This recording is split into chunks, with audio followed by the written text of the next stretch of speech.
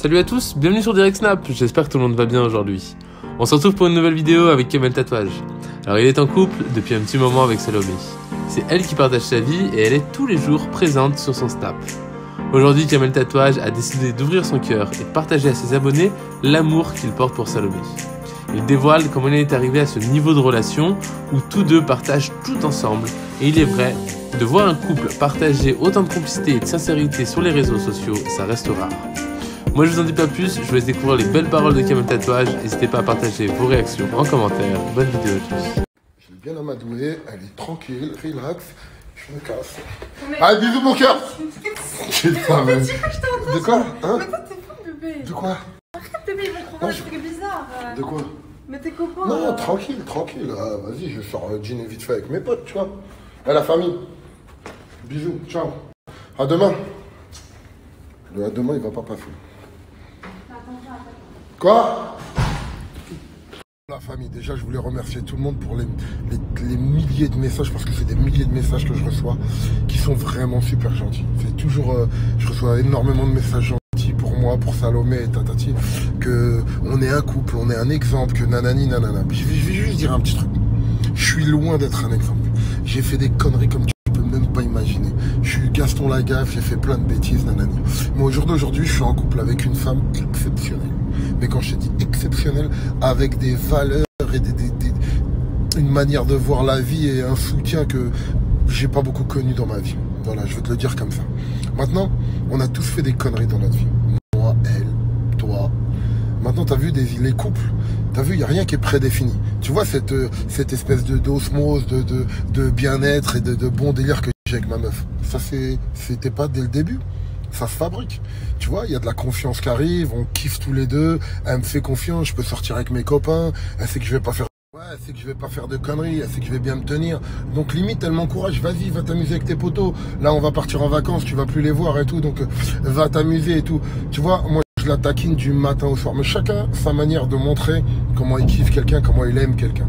Tu vois, nous, on est des DZ, on a des problèmes, on dit du mal à dire des mots comme je t'aime, ou t'as vu, même un mec comme moi, il a pris des années et des années avant de dire je t'aime à la personne la plus importante pour lui, qui était ma maman. T'as vu, pour dire je t'aime à ma maman, c'était pas que je l'aimais pas, c'était que en fait, c'était pas moi, c'était pas dans mon sang de dire je t'aime à quelqu'un, tu vois. Et en fait, c'est une putain d'erreur. Parce que si t'as quelqu'un que t'aimes, dis-lui vraiment dès le début. T'as vu, il n'y a pas de fierté, il n'y a pas d'ego, il n'y a rien du tout. Parce que ça peut apporter que du bon et que du plus. Tu vois. Et là, au jour d'aujourd'hui, t'as vu, ça se passe super bien avec ma chérie. On s'entend bien, il y a des hauts, il y a des bas. On vit pas dans le monde des bisounours, tu vois. On s'embrouille, dit, mais ça va jamais très loin, tu vois. Pourquoi? Parce qu'on a réussi à créer un truc. Et wallah, je vais te donner juste un conseil. T'as vu, il y en a beaucoup qui se mettent en couple parce que la meuf, elle est super jolie, le mec, il est super frais, ou nanani, que t'es beau sur les réseaux sociaux, elle est belle, ou je sais pas, t'as vu, il y a beaucoup de paraître. Écoute-moi bien, je vais te dire un bon truc. Le seul truc que tu dois trouver avec ta meuf ou ta future femme, je te donne juste un conseil, faut que ce soit ta pote. Et c'est comme les amitiés entre copains. Au début, on se regarde, nanani, après, on joue au foot ensemble, et nanani, après on devient pote, je vais le chercher, il va me chercher. Avec ta meuf, c'est la même chose. Ça se crée. Donc écoute, j'ai qu'un conseil à donner aux jeunes générations, tu vois, aux petits jeunes qui se mettent en couple. Si tu veux que ton couple il dure, faut que ta meuf ce soit ton pote et que tu sois le pote de ta meuf. Que tu aimes aussi bien partager un resto avec ta meuf qu'avec tes potes, que des vacances, nanani. Et quand tu as réussi ça, voilà, tu as tout compris au film. Donc c'est un petit conseil que je donne parce que je suis sûrement plus vieux que toi et que j'ai pas mal de vécu, j'ai quelques mariages derrière moi, et j'ai fait beaucoup de conneries dans ma vie, t'as vu, mais t'as vu, on va dire que ça m'a servi de leçon. Et au jour d'aujourd'hui, j'ai qu'un truc à te dire, franchement, ne choisis pas ta femme ou ton mari parce qu'il est beau, parce qu'il est riche, parce que nanani, parce que même si ton mec ou ta meuf, elle a tout l'oseille du monde, si tu t'entends pas avec, tu vas la tromper, ça va mal se passer, l'ambiance va pas être bonne, donc écoute-moi bien.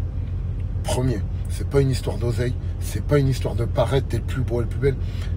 Fais en sorte que ta meuf ce soit ton pote, que ton mec ce soit ton pote. Et là, t'as tout gagné dans ton couple. Parce que, écoute-moi bien, quand tu te réveilles, tu rigoles, tu t'amuses, nanani.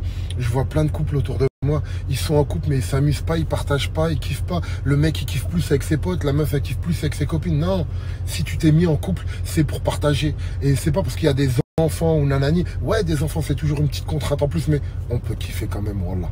Donc, force à tous les couples. Arrange-toi pour que ta meuf soit ton pote et t'as tout gagné. Bien sûr, je le répète, hein, je suis loin d'être un exemple. Je veux être un exemple pour personne. Mais si t'as vu, des fois, mon Snapchat, j'ai plus d'1 million de personnes qui me regardent tous les jours.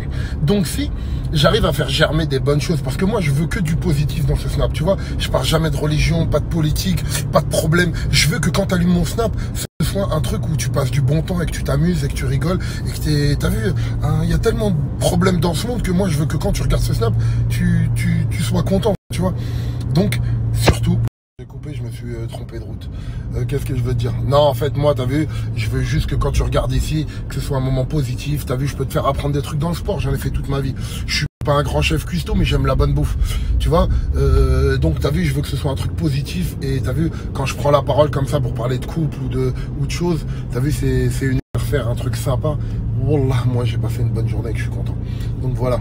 T'as vu, ce Snap, il restera toujours positif. T'as vu, on a tous des galères dans la vie, on a tous des problèmes, on vit pas dans le monde des bisounours. Donc des fois je me lève, j'ai des histoires, des problèmes, des trucs, mais j'essaie de véhiculer que de la bonne humeur. Parce que la bonne humeur véhicule la bonne humeur à quelqu'un d'autre. Donc voilà. J'ai trop parlé, allez, vas-y. Kiss la famille, je vais dîner avec les potos. Je t'embrasse et je te souhaite une très bonne soirée.